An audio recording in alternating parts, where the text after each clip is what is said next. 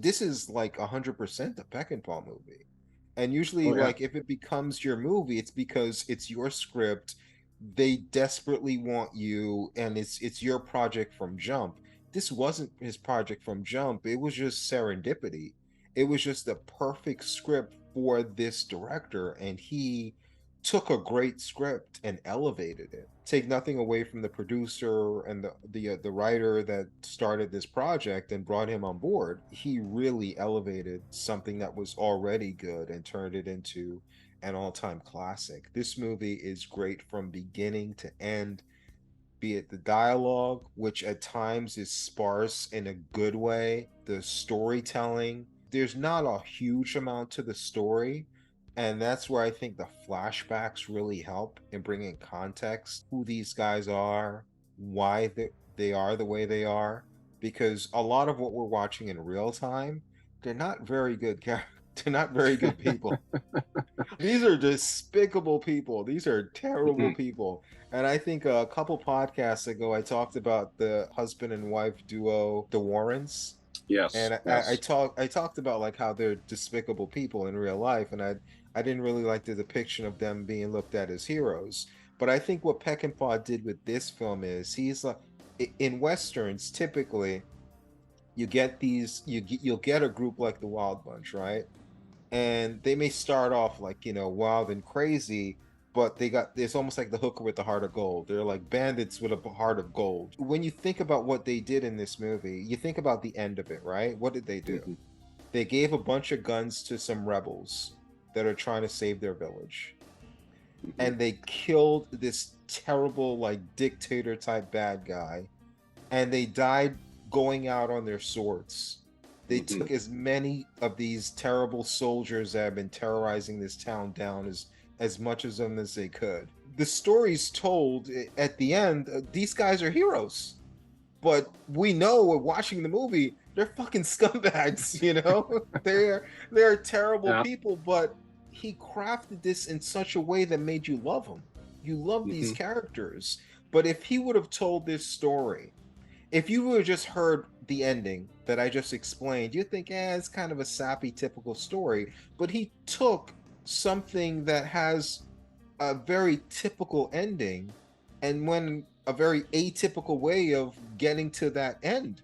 And he made you love terrible people. But honestly, like I love these guys at the end. But the Hmm. journey there, it's like, man, these guys are fucking douchebags, shitbags, like terrible motherfuckers. Yeah. Well, this is kind of what I was saying with the revisionist Western thing. It's like these guys aren't black and white. They're not heroes. They're not villains. I mean, Oh, they're you've got, villains. They're well, they're villains. they're kind, yeah. As I say that, yes, so they're kind of villains, but The one of movie starts off, they throw the bank teller out the bank so he could get riddled with bullets because they thought he was a bandit. One of the main protagonists, Ernest Borgnine, I think it was him that grabbed the woman as like shelter as he was yeah, like in the middle of a shootout. These guys yeah. are terrible fucking people, man. Oh yeah, for sure, and it's like a reversal too because it's a brilliant opening sequence. It's the credit sequence of this movie, and I have to say that I find a lot of modern movies they don't really have a credit sequence the way this movie does. A lot of modern movies they just sort of do credits over top of some fancy design, and they're not really telling any story. And I suspect they're farming it out to some other company and saying, make our credits for us. But they're just kind of a waste of time. But here you're actually seeing the story unfold, you're hearing dialogue, you're getting to know these people. But what's great is that they're dressed as soldiers, right? They ride into town dressed like soldiers, and they behave in a pretty good way. They salute people, they're polite, and you think, oh, these are good guys, right? Until they wind up in the payroll office of the railroad, and it's a robbery, and it turns out that they're bad guys. And you're right that they do some terrible things, right? And they're very self-interested, right? They want to protect themselves at all costs. They want to get the money at all costs. They're not heroes, definitely not. But And that line that you mentioned there, if anyone moves, kill them, or whatever the line is, that's kind of where the credits end. Like, it's the perfect kind of punchline to that opening sequence. He says the line, and I think it says directed by Sam Peckinpah, and that's the end of the credits.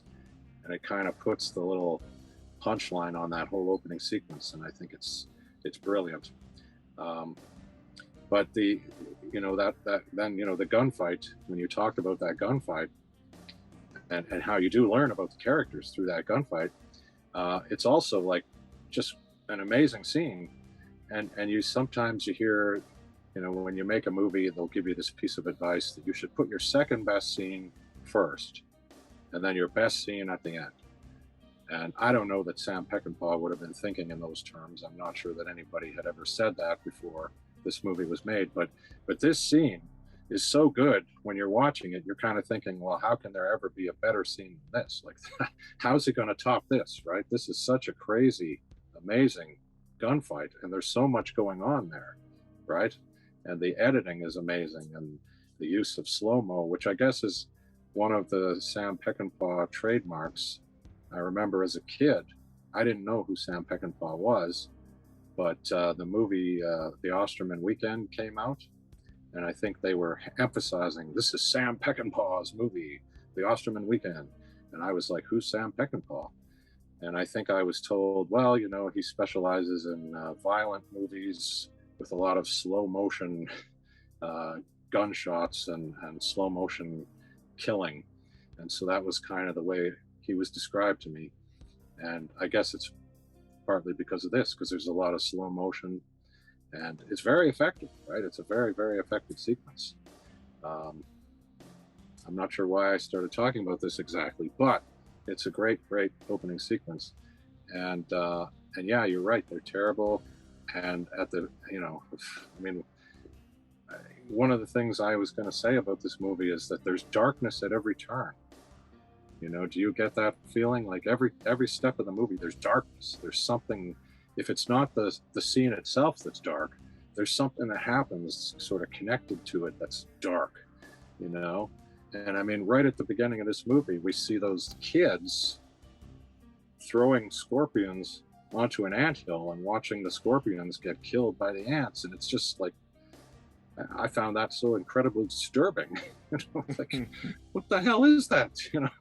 Yeah, I think the story goes, it might have been the producer heard that story and he got on the phone and said, get me some ants and scorpions right away.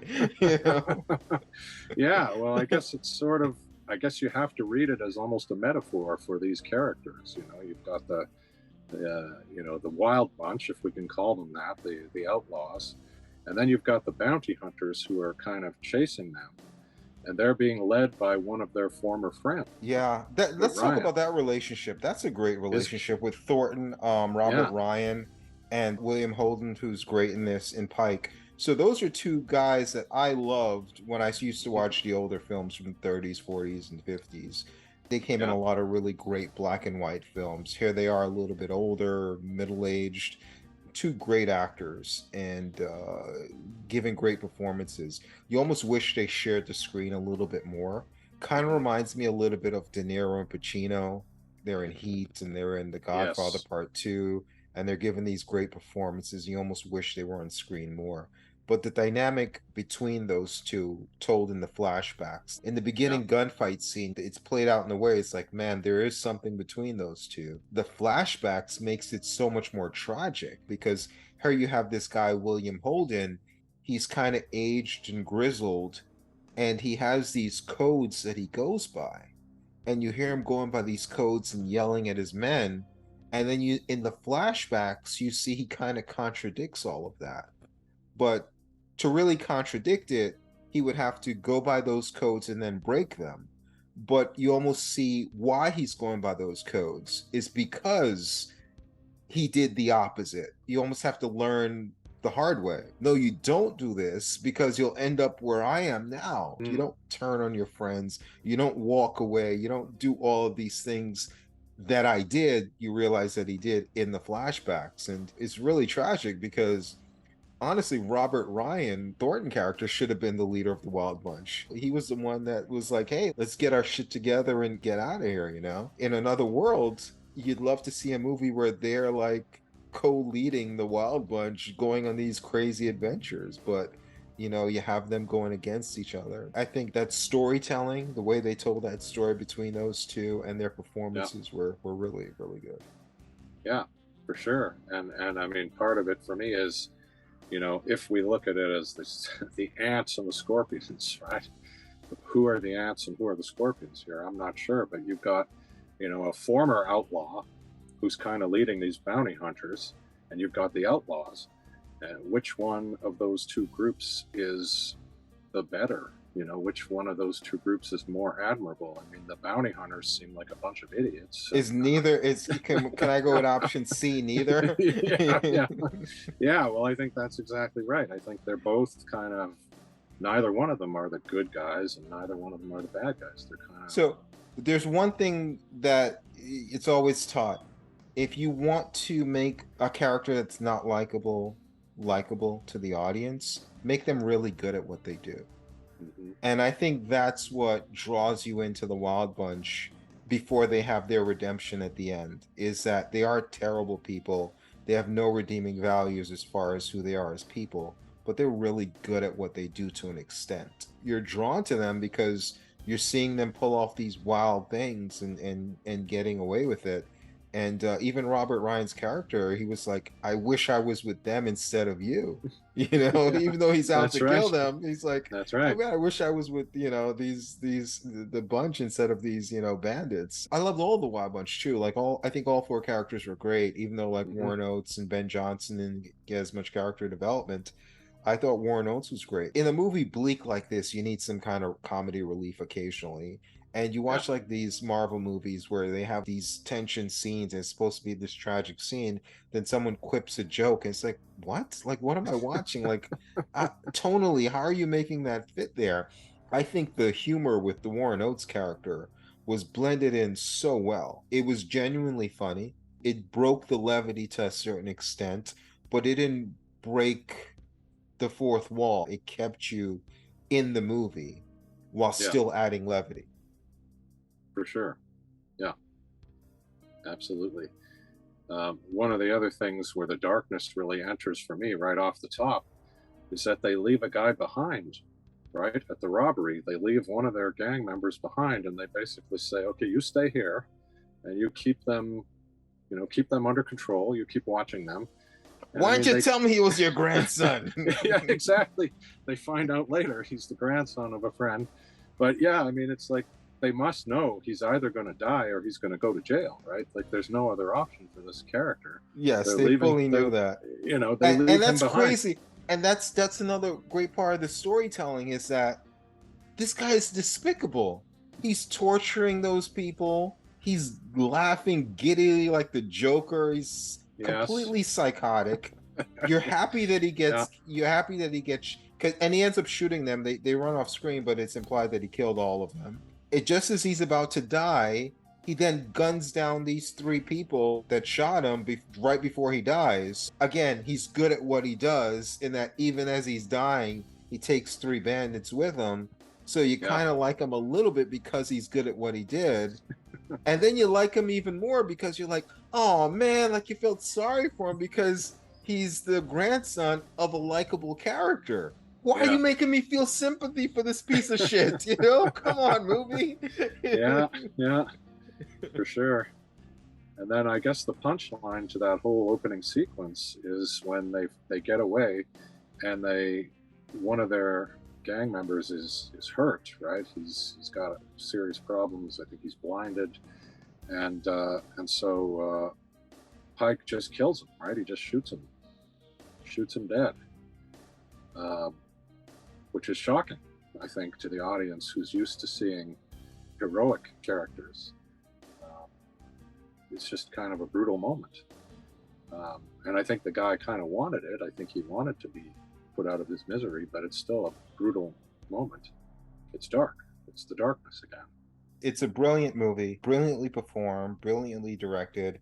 Peckinpah made a lot of great movies. Straw Dogs, one of my favorites. People talk about Die Hard and Home Alone. Which one pioneered that booby trapping the home to get people? Well, Straw Dogs kind of did it before both of them. Straw Dogs was great. He did The Getaway, which was great. Bring Me the Head of Alfredo Garcia, which is just one of the great odd movies out there. He has an incredible filmography, but to me, this stands head and shoulders above all of them. This is the unflawed masterpiece in his filmography. What flaw can I find in this movie? I mean, this is one of the best movies I've ever seen. And it's not a first time viewing. I've seen it multiple times, and this is the most I've enjoyed it. This is a movie over 2 hours. It breezed by because of the pacing.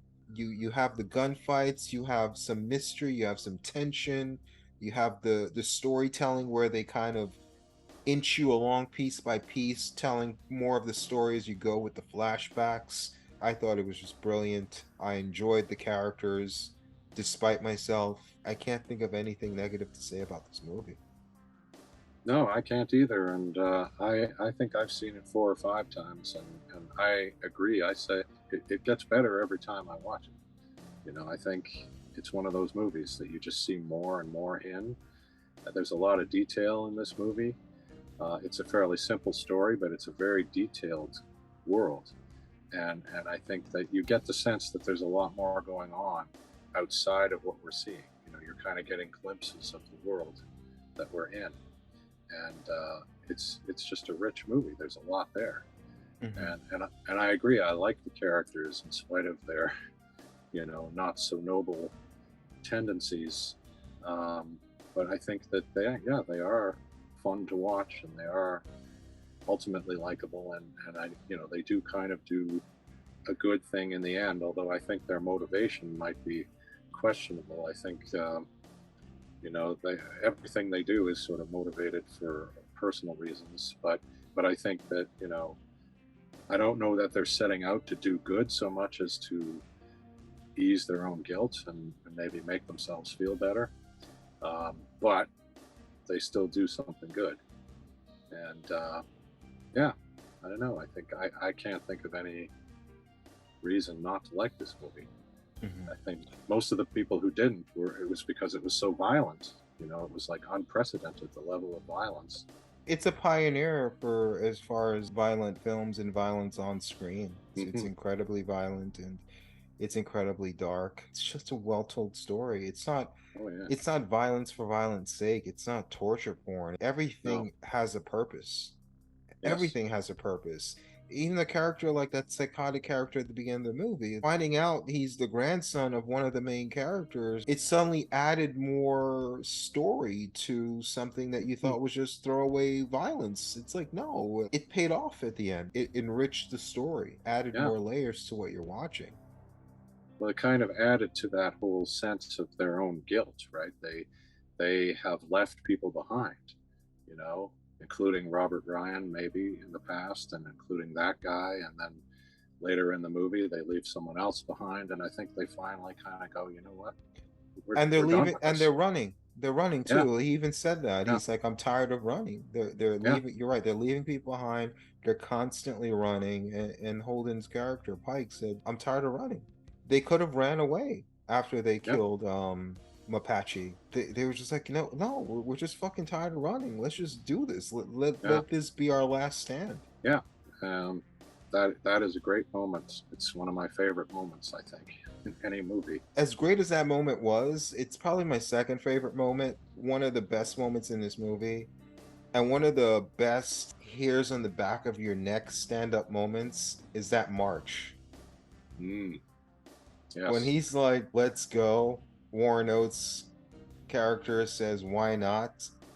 And they load up their shotguns, saying very little words, and they start doing that walk to Mapache, and they're walking past all the villagers, and the music is going. It's just, man, if you can't get hyped for that, it's not, you know, it's not the shootout that gets you, it's the build-up, the anticipation of the shootout that gets you too. That march is just brilliant. Yeah, I agree actually, and I must admit I'm a fan of that kind of scene. I know this is a completely different movie, but one of my favorite moments in Halloween is when she walks from the house where she's babysitting across the street to the other house where she knows her friends might be in trouble. And it's done in real time. We just see the walk all the way across. And this is similar in the sense that we get the walk all the way from the brothel, I guess, where they are, to the place where the general and his army are hanging out. And yeah, it's there's something about that walk over there. Um, and it also made me think of a gunfight at the OK Corral. You know, the famous story of the characters who have the showdown there, and they walk to the showdown. And I almost wonder, is this a bit of a reference back to that? Um, maybe, maybe not. But it's yeah, I love that moment too. Hmm. Yeah, I think this was just an ad lib moment from Peckinpah, and they were Mm-hmm. just putting the scene together as they went. As the story goes, he started shooting and told them to walk, and then the cinematographer, they're all watching this, and they're, second unit directors, and they start calling extras over to be in that pathway as they're walking. Oh Hey, you yeah, sit down there, have a conversation, you do that, and let's keep pulling out this lens and keep this walk going as long as we can. cool.